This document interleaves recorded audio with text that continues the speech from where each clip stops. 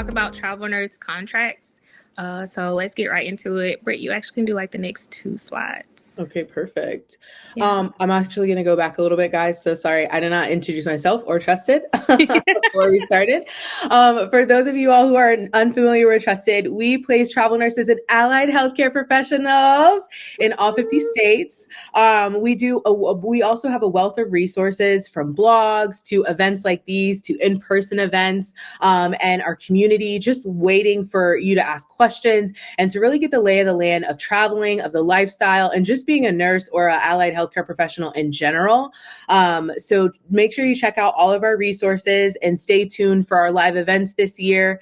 And we are just so appreciative for you joining us today. I am Britt. I've been a nurse for 10 years and I work as a community manager here at Trusted. So we will be sending out a survey. So if you guys could send me all the information, whatever you want to learn about, more things you want Reva to come back and talk about, more blogs you want us to share, more resources and things like that. We are all ears and we are so happy that you joined us today. So without further ado, officially, we're getting into it. Yes. Oh, all right, guys. Let's tackle these contracts, okay? So basically, what I want you guys to walk away from after this presentation is just to know how to navigate your travel nurse contracts, how to not be intimidated by it, how to be able to read through it, decipher through the fluff, and know exactly what should be inside of your travel nurse contract. The key really is just in nursing world to be competent in all things contracts. You go to the next slide. All right, next slide. Okay, so I am Reva. If you have not met me already, I am a NICU travel nurse. I have been traveling for 8 going on 9 years now, on and off. I am a travel nurse content creator and blogger, so catch me on Instagram at Reva Moments or on my website at Nurse Reva, where I also have a blog. But today I am simply your speaker. So if you have questions like Britt said earlier, just put it down in the Q&A. And occasionally I'll ask you guys to engage with me in the chat. So please don't leave me lonely. Please engage with me because I hate feeling like I'm talking to myself. All right, next slide. And next slide. So basically we're just going to go into some terminology when it comes to travel nursing, starting it. What exactly is your travel nurse contract, aka agreement? It's literally just that, an agreement between you and your travel nurse agency. Okay, I know the hospital is involved in that, but your agreement is between the agency and yourself. So it's all just laid out, all the terms and conditions between the two of you. Next slide. Alrighty. The most important parts of your contract is always going to be pay. That is the first thing everyone cares about is, am I getting lowballed? And how do I decipher between my pay? So as a travel nurse, you're basically going to get 2 different types of pay. There's taxable income and then there's non-taxed income. Your non-taxed income is going to be your stipends. So that's for housing and meals. And then your taxed income is going to be your hourly wages. So your base pay, your OT, your bonuses, your reimbursements, your charge pay, all of that is going to be taxed. Now, how you get paid will be different between each company. But when it comes to your actual agreement, it'll be listed under pay, like hourly amount, and then your stipends will be listed out as well separately. But that's what I want you guys to get from it, like the tax portion and untaxed portion. So next slide. Alrighty, when you look at your contract, each and every single last one of them should include the following things. And if you actually have your travel agreement with you, like your current one, just try to pull it up and just kind of check it off to see if you have these current things in there. And as I'm going through it and you see everything, just put like check in the in the chat. Just say check. You can even put it multiple times to let me know like that your company is on it. And if there's something you don't see, just put it in the chat and we can discuss like why it's not in there or why it should actually be in there. But basic information, it should always include your agency name, your name, and the facility that you are going to. The reason why it's so important to have your facility listed is there will be multiple locations of some facilities, and you want to know which one you're actually going to. Like Banner in Phoenix, Arizona They have so many locations. So you want to specifically know if you're going to Banner Del Webb or if you're going to Banner Thunderbird. You don't want to be, you may float between the two, but they definitely should specify like one particular facility that you're going to. Also, the assignment details, so the facility name, the location, your unit, and any units that you may float to. And the terminology when it comes to floating is going to be different as well, but generally it should say floating to like units, or it'll say for me, NICU, like units would be pediatrics, general peds, or the PICU. But sometimes, because I'm NICU and having an 18-year-old makes me uncomfortable, it will say floating to like units 18 months and younger in my agreement, which I like for that to happen because when it's not there, I walk into the room with a 16-year-old and I'm immediately freaked out. Alrighty. Your schedule as well as the duration of your contract. So your start date and your end date should be in there. You absolutely want to count out the time. So if your start date is April 1st and you have a 13-week contract, you want to count that 13 weeks out and make sure that it will end on the date that it's supposed to, or it's stated it will end. All right. The number of shifts that you're going to work, which shift you're going to work, and your shift week. So I'm talking 36 hours per week, 3 12-hour shifts, day shift, 7 a.m. to 7 p.m. It should all be spelled out. And if you have guaranteed hours, that'll be listed. And not every contract will give you guaranteed hours. And that's totally okay if they don't. But if they do, it should be stated into your agreement. And if they don't give you guaranteed hours, the verbiage will sometimes say facility can cancel traveler one shift every pay period or one shift a contract length, which is a full 13 weeks. And of course, your requested time off, we all have it, and it should absolutely be written in your agreement. Next slide. Jessica, check. Look, your company's on it. I love it. Next slide. We do have another question coming in about the guaranteed hours from Sarah Beth. Okay. How do I know if I have guaranteed hours? Because in the contract, it says guaranteed hours. Contractor is confirmed with the facility to work 10 days per weekly pay period and is provided a guaranteed minimum 40 hours per weekly pay period for the length of the assignment as stated in general terms section. Oh, that's so contracty. Okay, so you're basically working 10-hour days per week. And your minimum is 40 hours per week pay period. So they're basically saying you're guaranteed for 40 hours, but you won't get paid anything more than that if you work like OT guaranteed. And Sarah Beth also put a question by, it also says contractor can call off 3 days. So after the 3 days called off, I can get 40 hours. No. Basically from what I'm reading that you put in here is basically giving you permission to call in 3 days during your contract without any like penalties or repercussions. It's basically saying like, hey, we get it, you'll get sick. You have 3 days in the duration of your contract to call in, and we won't terminate you for call offs. But when it comes to your guaranteed hours, you do have 40 hours guaranteed. But if you do call in, that basically you won't get your guaranteed hours. So if the facility cancels you, you'll get your guaranteed hours. So you would have to specify on your timesheet whether you called in or the facility canceled you. So definitely put that. And most important, when you say the facility cancels you, put on there was available to work the entire shift, because that is important. Your company's going to want to know that if they called you in, if they canceled you, that you still were available to come into work for any reason. And hopefully that answered your question. And Miss Andrea, how do you ask or ensure that if you do float, you float to take care of the patients that are actually in your scope? I'm also a NICU nurse, and I've been floated to take care of 18-year-old patients. And when I mentioned I was uncomfortable, the hospital acted as though I was just complaining. The best way to protect yourself is for it to be in your agreement, and where it says floating, that you'll float to like units with the age range specified in there. Honestly, that's a good question to ask when you're in an interview.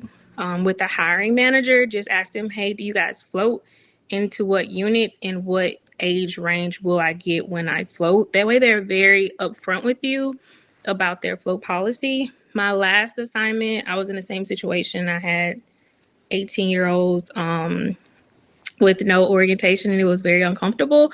But shame on me, it was not in my contract. It just said that I would float to like units, which general peds and PICU for that hospital is considered like units. You can always pull out your checklist, your checklist, and basically showing like, hey, I submit this checklist to y'all. I clearly stated in this checklist that I am not competent in these areas. I'm not saying that I won't take care of these patients, but I'd like an orientation to these patients prior to me getting them. Yep. I know nobody likes floating, especially not me. You're welcome. Okay, so your pay information, you want to focus on your taxable hourly rate, which is going to be your overtime, your holiday, your callback, on-call, charge rate. All that's going to be listed. You'll see on-call or callback if you're like PACU or OR. NICU, we really don't deal with callback or on-call because we don't have to deal with those at all. But it'll still be listed on there even if it's not within your specialty. Also, your reimbursement amounts will be on there. So if they give you travel reimbursement money, say they'll give you $500 for travel reimbursement, it'll even state on there $250 paid out with first pay period, $250 paid out with the last pay period. It'll be very specific. Your stipend amount as well, it should spell out how much you will get paid in stipends. Now, that will be different between each company. You'll either have it basically written out by the day or by the week. Some companies will state you'll get the stipend amount of $150 per day for housing and $69 per day for meals. And some companies will just specify for the entire week you'll get like $14.70 for housing per week. And then your pay period will have to be listed out as well. So if you're working Sunday to Saturday as a pay period, and some hospitals do this weird like Monday to Sunday, it'll specify on there because your timesheet will need to reflect that. Standard timesheets are Sunday to Saturday. So if you're doing like a Monday to Sunday, they'll give you a new one that says Monday to Sunday timesheet. So it's never like a discrepancy. And then your timesheet reporting. So it will state when is the latest you need to submit your timesheet. So there's no excuse as to why you didn't submit it on time. But it'll state on there that you should submit your timesheet by end of day or by 1 p.m. on Monday. And it'll even state the time zone that you need to submit it by so you can get paid on time. That is the worst feeling in the world, to submit your timesheet late and to get paid like a week later. It has happened to me. Please don't be me, y'all. Just set an alarm or something. And they are usually very user-friendly and give you reminders, but you don't want any hiccups. So just make sure it's done. Your benefits will be listed also. And I know some people are like married or they're young enough to still be on their parents' insurance, or you currently have private insurance. You can always opt out of health insurance when it comes to your company. You don't have to get their health benefits, but if you do, it will specify on your agreement that you opted into health benefits, and even if you opted out. And of course, you never want to forget that you will have to sign your travel agreement, and your company should sign it as well. Who that person is that signs it, it will differ, but there should be another signature of a representative of your company that signs your travel agreement. Alrighty, and click on the next one. So these are just basic overlooked things when it comes to your travel agreement. I've forgotten this time and time again. You probably will forget it, but this is just a quick thing to like write down. That way when you go through your agreement, you can just be like, check, check, check, check. So you don't forget it. But approved time off is usually overlooked because it's a conversation you'll have with the hiring manager, and they usually tell you like, hey, do you have time off? And you tell them, and they're like, oh yeah, I could totally tell you can get those days off. And it's usually overlooked because you two have the conversation and you and your recruiter don't have the conversation. But it actually should be added to your agreement, because anything that's not written on paper does not exist, y'all. And Always remember that if it's not on paper, it does not exist. Okay. Your travel reimbursements and your allowances. If your recruiter tells you that we will give you $150 for scrubs, it needs to be in your agreement. It can't be just a word of mouth kind of, oh, I'll remember to do it thing. Like, it has to be in your agreement in order to hold them accountable. Along with any allowances, I want to say some companies will give you about $10 a month towards your phone bill because you will call them often and they will call you often. So you'll get like a phone allowance of like $10 and it should be written into your agreement. Mischief penalty, that is something that a lot of travelers have unfortunately found out about when they found themselves in a situation of having to call in and then realizing that they won't get paid for that shift that they missed. And this is kind of where the guaranteed hours gets a bit confusing. So I'm going to dive into this one a little bit more to hopefully clarify it for you guys. But if you have a missed penalty, it'll tell you exactly what it is that you will be docked or deducted for each shift or each hour that you miss. And again, it'll state it in your travel agreement. So it'll differ with each agreement from one to the next. So let's just say your missed shift penalty is $17 per hour for each hour that you miss. So if you're working Monday, Tuesday, Wednesday, you called in Wednesday, you will lose $17 for that entire 12-hour shift or 10-hour shift if you work in 10-hour shifts.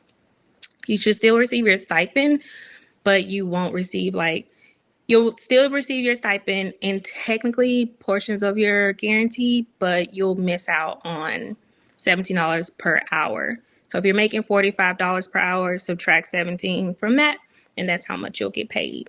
The new-ish way that's becoming more popular is companies just aren't paying out stipend amounts. So if you call in for Wednesday, you won't receive any stipends for that day.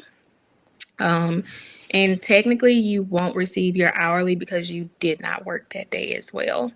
But again, it'll be written in black and white, so there shouldn't be any confusion whatsoever.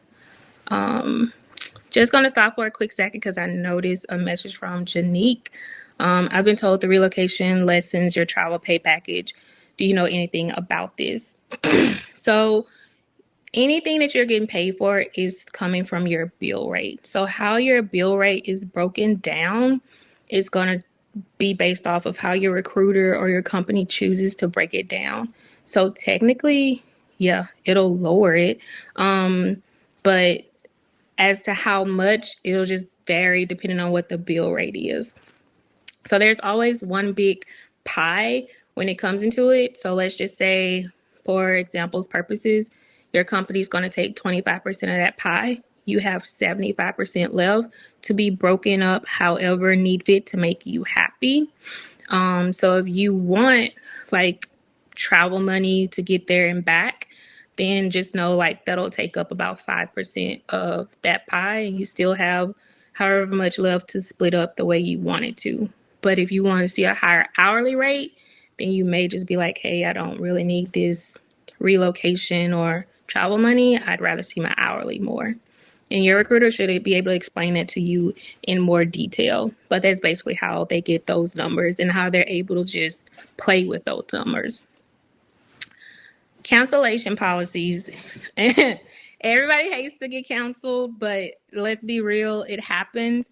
It's the world we live in when you are a traveler, but it's the one thing I think everyone fears as a traveler. But it is written in your agreement. Typically, it'll say that a traveler can be terminated for any reason at any given notice by facility, and basically saying that you, the traveler, can cancel also for any reason. But just know that it is inside of your agreement. So when a cancellation occurs, it shouldn't be that much of a shock. Although some companies are pretty traveler friendly and they'll offer like to give you like a 2-week notice if you're canceled, and it'll be written in your agreement also. But I don't typically see that too often since I've been traveling. It's usually like, hey, your manager more so giving you more of a heads up than your company where cancellations comes into play. So if you're questioning a cancellation, the first place you want to go look is your agreement. And I say that because I see this in Facebook groups all the time. Non-compete. Y'all, it is story time. Okay, let's discuss non-competes because I learned about these the hard way. My very first travel assignment, it was amazing. But the facility asked me to extend, but I hated my company. I did not want to stay with my company. I wanted to move on to a new company, which you absolutely can do. So I had already told the facility, yes, I will extend, but I'm going to switch to a new company. So when I told my recruiter, like, hey, I'm extending, but unfortunately, I'm not extending with you guys. I'm going to go to a new company. I was hit with the news that in my agreement that I signed but did not read because I was a newbie, that I had a non-compete clause where I could not, one, return to this facility with another company for an entire year. And I also could not become an employee at this facility for an entire year. So I was left with the choice to either not extend and be faced with a penalty, but I'll get into that later, or to continue with the extension, but I had to stay with a company that I was not a fan of. Of course, I chose to stay because I didn't want to pay that penalty, but that was where non-competes come into play, and you absolutely need to be mindful of them because they do still exist today. Can you get them removed from your agreement? Maybe, maybe not, but it never hurts to ask when it comes to non-competes because you may put you in a rock and a hard place. And then stated agreements made during your interview. What I mean by those is having a conversation with your recruiter or having a conversation with the hiring manager and you guys having an agreement verbally that needs to be put on paper. So your manager telling you, I will give you December the 23rd through January the 5th off. That RTO needs to make its way into your agreement, or the manager agreeing to block scheduling, like, yes, you can work every Friday, Saturday, Sunday. That needs to make its way into your agreement that you will work only every Friday, Saturday, and Sunday. Multiple reasons why is because there are several people that handle travelers at a facility, and it's usually not the hiring manager that makes your schedule. So you have that in writing to back up anything that you're saying and not just a verbal conversation, because if that manager is like me and has ADHD, I can say something and forget it right after it comes out of my mouth, but you cannot fight what's written on black and white. And the same thing goes with your recruiter, y'all. Your recruiter will tell you a lot of things, especially when it comes to pay packages or just little small promises like, I don't know, we'll give you a bonus at the end of your contract of $250. Just have them to sign that little bonus in there. It takes like 2 seconds. It'll be a-okay. That seems highly illegal. Actually, which part were you saying it seems highly illegal? Were we talking about the non-compete part? Is relocation taxed or non-taxed? Relocation is typically taxed. But again, it could decipher between companies. So just have it verified with your current company. But relocation is typically considered taxed income.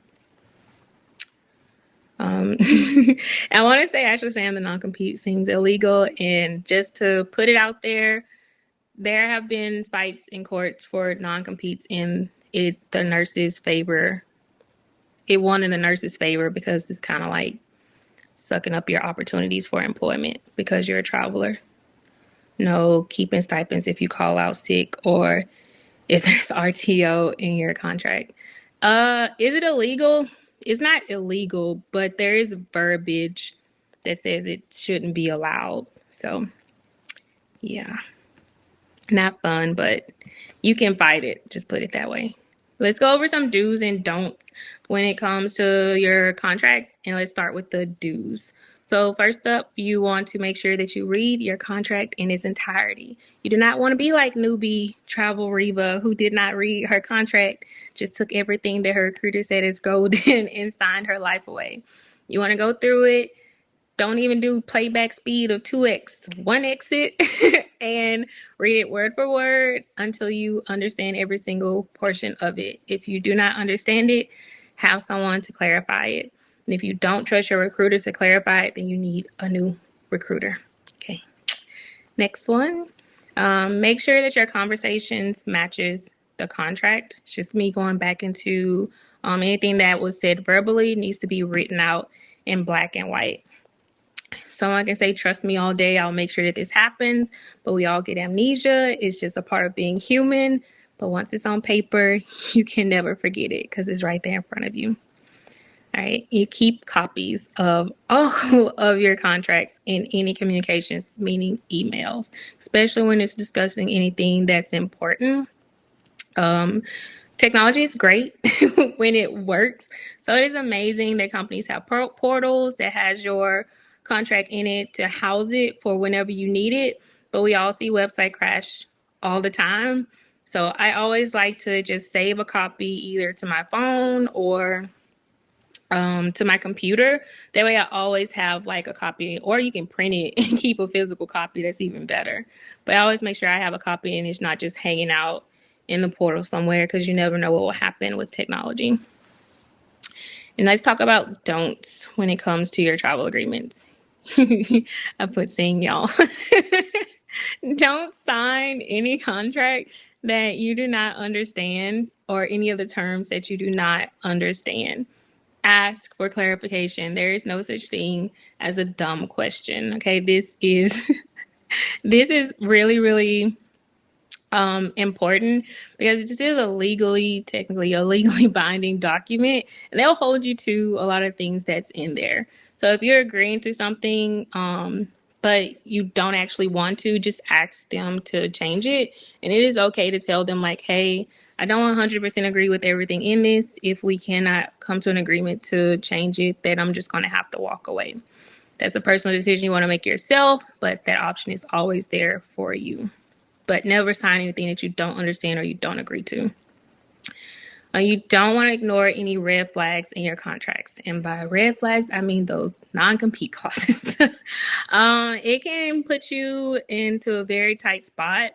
It can cause you to not really have options available to you. So don't ignore them, address them, and make sure that everything is going to be in your favor. All right, next slide. Please do not burn bridges with the hospital or the agency. I know we like to gang up against agencies, especially now times when pay is looking a little bit different, or with the hospitals when they want to cancel us last minute or float us to a different facility mid-shift. But let's try not to burn bridges because you never know who you may need in the future and who will know someone that you will need in the future. It's always about communication. If there's something happening and you are not 100% satisfied, just voice your concern either to your recruiter or the facility and try to come up with a compromise that will be a solution for both of you. Please do not leave your contract abruptly in the middle of an assignment. That is a quick way to get yourself on a DNR, which is a do not hire, or DNU, which is do not use list, and we don't want to be there. A lot of companies have what's called a vendor list. And if you end up on a DNR for their vendor list, that is every single hospital that they work with. And for you as a traveler, if you become DNR with a major vendor, that can limit you significantly to the hospitals that you can go to. So don't do that. 2 weeks notice are fine. All right. Before you sign your next travel assignment, I want you to ask yourself these 5 questions. All right. And if you're currently on one, put your contract to the side and see if you can, actually don't put it to the side, bring it to you and see if you can answer these questions with your current contract. All right. Is the compensation package clearly defined? Meaning, is your pay for your hourly, your stipends, bonuses, reimbursements, have they clearly written them out? The amount, how much you will get paid? Are there any fees or costs associated with the assignment? Remember earlier when I told you about my non-compete issue, there was a penalty that I would have had to have paid if I chose to not extend. And the penalty was that like a $1,500 penalty for me to terminate my contract. So it happened when I verbally told the facility that I would extend. They reached out to my current company and told them I was extending. My current company had already drafted a new contract for me to sign. So pretty much me telling them that I was not going to move forward was me terminating that new contract. And again, they had it written in there that if I chose to terminate early, I would be penalized $1,500 that I'd have to pay, which basically they just wouldn't have paid out my last paycheck. So be mindful of that as well, and if it's written into your agreement. What is the cancellation policy if you or the facility chooses to cancel the contract early? Like I said, cancellations happen. It's not anything to be scared about, but you do want to be prepared for the off chance that it does happen. Next slide. And then, does your agreement outline clear expectations of your assignment, meaning your shift, floating, all that, and then where you are going, especially when it's floating like cross facilities. So you want to know if you're going to be working at Banner Delwell, but occasionally they'll tell you to go float at Banner Thunderbird because those facilities are like an hour away from each other. It's okay to do it, just you want to be mindful of it beforehand because sometimes hospitals will tell you like 2 hours before your shift start that you're going to float across facilities. And then what healthcare benefits are included in your agreement, and then if they are sufficient for your needs. Next slide. All right, this is the most important one to ask yourself. Have I thoroughly reviewed and understand all clauses and provisions within this agreement to protect my rights and my interest? Okay, not the facilities, not your agencies, but yours, because you are signing for you, yourself alone, no one else. So if you're currently a traveler and you currently are on assignment or you just finished up one, were you able to answer all 5 of those questions like with 100% certainty, like 100% confidence, and you were not afraid? If you were, that is amazing. I am so proud of you. If you weren't, now you will be, so no worries. Because after this, you will know exactly what to look out for when it comes to your agreements from here on out. All right, next slide. Okay, so now we're just going to open up the floor to any questions that you guys still may have after the presentation. And this is super chill, so all questions are welcome, even if it has nothing to do with the travel contracts, like anything to do with travel nursing in general.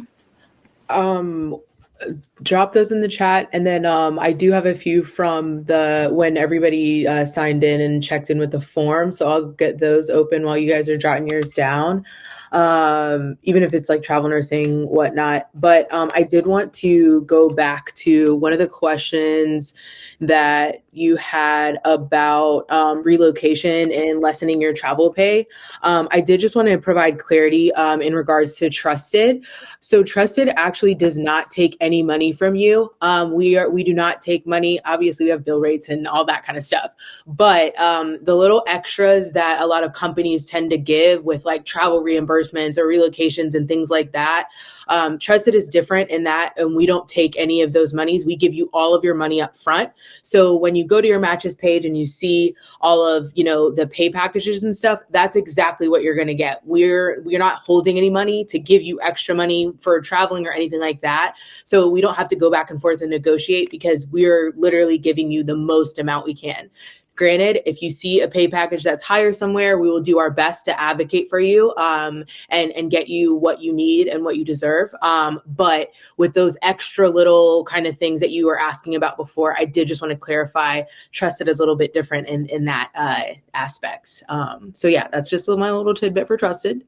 Yeah, I love that. And if you haven't been on Trusted's website, you need to go and look up your specialty and how they break down their pay packages. It's so transparent, and that's why I love them, because it'll just stay out there. It'll literally have your hourly, your stipends, everything right there in front of you. So there's no like hidden things or having to message somebody to be like, hey, what's the pay package? It's just right there in front of you. Jessica, I don't see anything about a non-compete clause in my contract. Does that mean there's isn't one? There is not. Lucky you. I haven't seen one in a while. But definitely when I first started traveling, like the company I worked for had it in there. Well, most companies negotiate pay as in more non-taxable stipends, smaller hourly pay, SAM pay, just shuffle it around. That's just, like I said, Trusted doesn't because they're very transparent to begin with. But some companies, they do like the whole shuffling around to get you the number that you want. Just know you're going to lose out on something to get something else.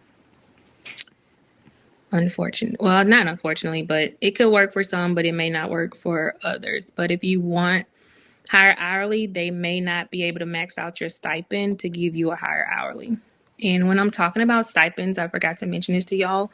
Um, just go to gsa.gov and hit per diem lookup, and you can type in the zip code of the facility that you're going to, and then also the year. So I'm just going to use my hometown, 39120, Natchez, Mississippi, and use the year 2024, and it will pull up for that year the per diem amount for housing by day and for meals by day. And typically it's like for Natchez, I want to say it's $96 per day, and meals is like $69 per day. So that's the most that you can get for stipends from any company. So if one tells you they can give you more, they are absolutely not being truthful with you, and you should run. Okay, that is the max. And by max meaning they can offer you less, and the reason why they will offer you less is because they're giving you more hourly income, or because they're giving you more money for like reimbursements, meaning travel to and travel from. So We have a that's question from the form. What are the best steps to take when a hospital no longer honors your contract in regards to scheduling? So the correct thing to do when it comes to scheduling is address the person who one makes your schedule and bring with you your agreement, because it should be in your agreement. Okay. So if it was like block scheduling that you didn't receive, or your RTO that you didn't receive, because that's usually what happens. They forget your RTO. Just take your agreement with you. Just be like, hey, this was approved prior to me starting. Here's my agreement that says that it was approved. Typically, that's all you need, and they correct it relatively quickly. But if they give you pushback, feel free to let your company take over at that point. I don't like to be the not middleman. I don't like to call a rift between me and the facility. I'd rather that happen between my company and the facility, because they can actually do more fighting for you to make it happen. And that just is a call to your recruiter and just letting him know or her know everything that's happening at that point. Like, hey, the scheduler didn't give me my RTO. I showed her my agreement where I was approved for this RTO, and she's still refusing to give me the requested time off. Can you take care of this? Usually your recruiter's like, I'm on it. And that's it. Or your contact person for the company you work with will be like, we'll take care of it. I see the word arbitration in my contract. What does that mean? That is a legal term. Basically, an arbitration agreement is kind of saying that you will not enter into, I don't want to assume, but I'm just going to say this because I've seen it often, that you won't enter into a class action lawsuit against your company in the future. Can they hold you to that? No. But it is there, and they usually do have you to sign it. Yeah, that's what that means. It just means that legal action, they don't want you to take that against them. Another question we got is, and I like this question because it's like it gives me like newbie vibes, but it's a question that everybody asks, so I want to ask it. Is it wise to move most of the money from your hourly rate to your stipend? That is honestly, that's going to differ for each person. It's honestly a question to have with like your tax professional. Me personally, I prefer to have more tax-free income than taxed, because I want to max out my tax-free money as much as possible, but that is my personal choice. The thing is, if you do that, if you max out your stipends, you absolutely need to make sure that you are duplicating expenses and you're meeting the criteria for a tax home. Okay, because if you are not, then you can find yourself in trouble if you're audited by the IRS. So I know they didn't really like give you a straightforward answer, but it is honestly a individualized decision. If you want to see $100 per hour hit your account, then just know your stipends will not be maxed out. The best thing I can tell you is to go to like a paycheck calculator, which is think of Paycheck City. There's also a paycheck calculator like app that you can use, and you can calculate how much you'll bring home each week. Like you'll net each week based off a higher hourly with low stipend or a maxed out stipend and a low hourly.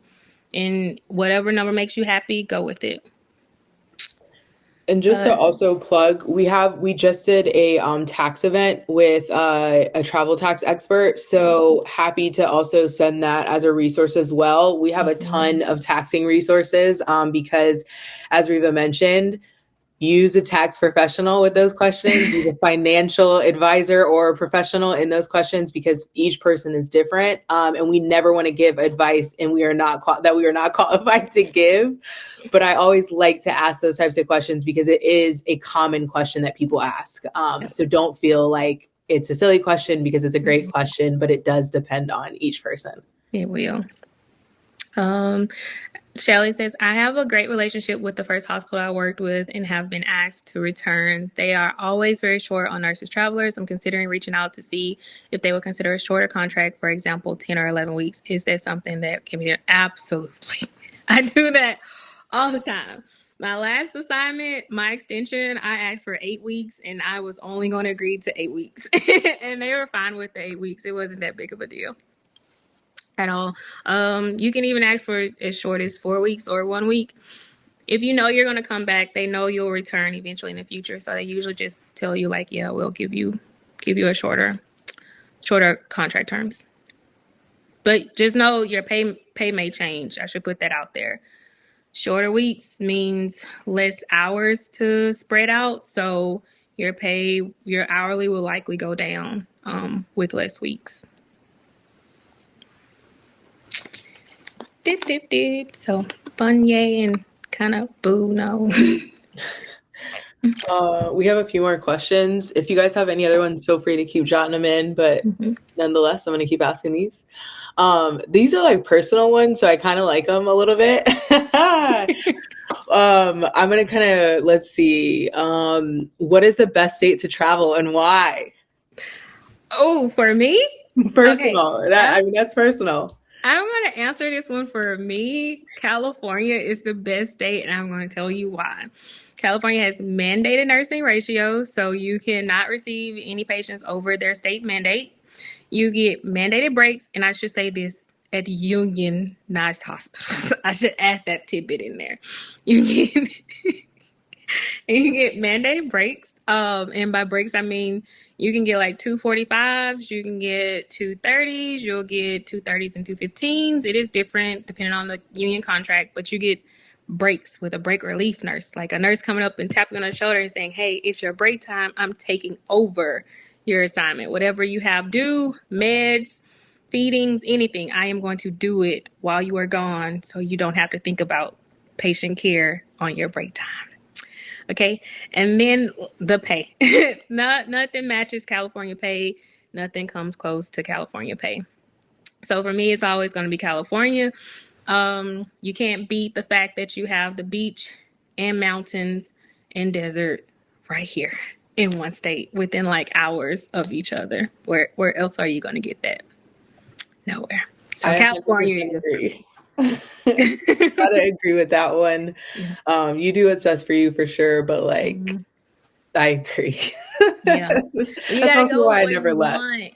You gotta go where you want. Like you gotta ask yourself the question of what is most important to you. If you are an avid hiker and you want to be near water and then also near Canada, then Seattle, Portland is going to be the place for you, especially if pay isn't important. And they do kind of have a union up there too. So, but yeah, you got to go with what's best for you, not there's never going to be a best for everyone. You just got to do what's best for you. Ashley, you are literally goals. You've been traveling for years. It's amazing. How do you ride the highs and lows of travel, like the times of short supply of jobs? Ooh, I'm frozen. Oh, can y'all hear me? Yeah, we can. Okay, you can still hear me perfect. It's just frozen on my end. Um, Honestly, the highs and the lows of travel, I just ride the wave. I just know it's a part of traveling, and I have a backup plan when that happens. And my backup plan is usually my PRN. I just fall back on it. Uh, Times of short supply of jobs, again, I just fall back on my PRN, or if you have another specialty, just switch over to your other specialty to travel to. And I'm also willing to accept the current environment we're in, meaning 2 years ago, the market was a certain way, so I only accepted a certain amount of money every week. The market isn't there anymore. So I don't expect to make the same amount I did 2 years ago. I'm only basing it off of the current market rates. So there's a number that I try to stay into in this current market. And that's how I keep my sanity in traveling. It's like if you have to be willing to adapt to everything. Like new places, new pay, new personalities. So you just gotta kind of go with it. It can get chaotic at times, but it's always fun chaos, if that makes sense. I have a 10K savings. Heck yeah, girl, 10K. Oh yeah. And my savings in for those lows, and I've worked for a medley to pick up your shit. Look, Jessica, that's a good point. She has savings backed up. I have savings as well. Like I have savings in my regular savings account with like 3 months of expenses, and then I have like 6 in a high yield savings account. But I absolutely did not have that when I started traveling. I'm not gonna sell y'all on a lie. That was not something as a newbie I was able to do because I was only making $19 an hour at my first staff job, and that's where I went traveling from. So it was paycheck to paycheck city. I started traveling with a credit card and my last paycheck. And that's just me being honest. It was the grace of God that I did not get canceled because it would have been disastrous. But definitely do recommend that you have a savings. But if you really want to jump out there, traveling can change your life because it changed mine. Have a little bit of cushion if you can, or at least family members who can give you a little bit of cushion until those checks start rolling in. And then just put money to the side to build that savings up.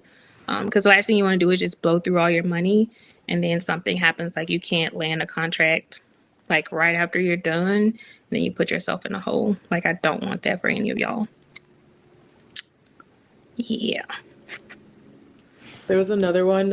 How should travel nurses navigate lowball orders, specifically ones that barely cover housing? Don't accept them. Honestly, that's about the best thing I can say. A company's going to put out there what they can offer. If they cannot offer you more, then it's just not the contract for you. Just move on to the next one. Yep. I don't know. Do you guys, I feel like we should have a conversation about how to determine the travel market. Currently, we are no longer in a pandemic. So that money that companies had of offering you 10K a week because you were working 60 hours per week, we're not there anymore. So being able to go and see what is being offered for your specialty is going to be kind of important. So one, you need to know what your current expenses are, and then two, you need to know what's being offered for your specialty. That way you can gauge if traveling or continue to travel is going to be beneficial for you. And the best way to do that is just compare between companies. Most companies are going to have the same contract. Each one is going to have a different pay, but they're all going to usually average around the same. There'll maybe be like $100 per week difference, if that. But they'll tell you like for your specialty where we're running when it comes to weekly pay. So if that number is not going to be enough to cover your expenses and to put money in your pocket and give you savings, it may not be the time for you to travel. You may need to wait a little bit until the market adjusts, because it does adjust. You'll see like a little bit of a shift in the pay, and it'll be your opportunity to jump back in there. but don't accept an assignment knowing that you're going to end up in the red every single week, or thinking that a crisis will come up and then the pay will change. It's just what's in front of you right now. Does it work for you? And go with what works for you. Landlords need to realize that pandemic pay is gone. As a landlord, we are well aware because I have friends also who are landlords and short-term rental and mid-term rental owners. And the pay is the rental market is it's not adjusting. I hate to say it, but it's not. I wasn't one of those landlords that inflated my costs during the pandemic. For travel nurse pay, I base my rental costs off of the rental market in my area, and the majority of my friends do the same. They just base it off the rental market in their area. I don't think they care what travel nurses made. I just think they were able to market more to travel nurses at that point because we made so much more money that we didn't hesitate paying more for housing at that time. But their price will always be their price, unfortunately. Story of my life, because I was just talking about expensive rental markets. But it's kind of like how California, Silicon Valley caused the inflation of housing market out here, and it's yet to go down, and it's not going to go down. You'll still see $1,000 square, $1,000 square feet, $1 million homes. It's just the way it's always going to be. Yeah, but that was good. That was good. Shelly, I took my camper van and lived in it, living my dream, a camper van. That I have wanted to do an RV or a camper van for a long, long time. The only problem is in California, there are not a lot of, or in Northern California, which is where I like to camp out.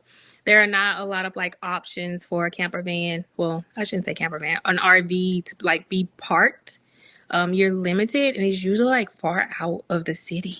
And I don't want to be that far. But you are living my life. Please tell me your Instagram so I can follow you and live vicariously through you, because that is amazing. So amazing. And even better if you converted your camper yourself. I'm so jealous. Yes. My house will allow people to park there. Girl, the dream. I can't say in Fresno, the last hospital I left, they did have like parking spots. So that is a good tip for anybody to ask the hospital if you can like park your RV if they have RV spaces, because chances are they'll let you. Absolutely. Well, we love it, all of it. If you have any last minute questions, get them in. But we are so, so grateful for Reva and all your information. We understand the market right now, but as travelers, like, it is the best decision that you can make. So I hope that this gave you a little bit more ammo, a little bit more clarity, a little bit more confidence in signing that contract, because guess what? They're still out there. Yep. And you will find one that is right for you. So we just thank you so much for providing all this knowledge. You have been a joy. Thank you all for so much for coming to hang out with us tonight. Please fill out the survey that will pop into your email in a few minutes after the event. That's how we get better. That's how we bring more hosts on to give you all this great information. So please fill that out for us. Let us know what you want to see. And thank you so much for joining us. Please look out for our Nurses Week events. If you are in the LA area, come hang out with me, come meet me in person, and just continue to stay tuned for all the great things that we have going on this year. And you guys have a wonderful, wonderful evening. Yeah. No, not messed up this year. Sorry, Jessica. Thank y'all for having me. Y'all have a great day.